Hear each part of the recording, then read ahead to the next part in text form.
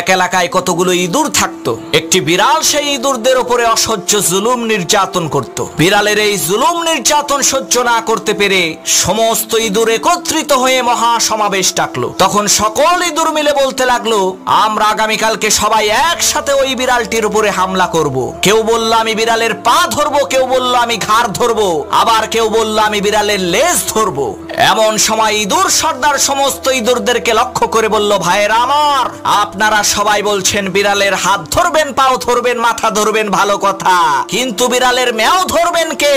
ওই হিংস্র বিড়াল যখন আপনাদেরকে ধরার জন্য রাগান্বিত কণ্ঠে ম্যাও বলে উঠবে, ওই ম্যাওয়ের হুঙ্কার শুনে আপনারা নির্ভয়ে সাহস করে সেই ম্যাওটাকে কি ধরতে পারবেন?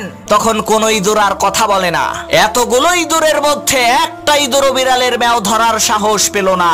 তখন ইঁদুর সর্দার বলল, বিড়ালের ম্যাও ধরতে না পারলে তার সাথে যুদ্ধে লিপ্ত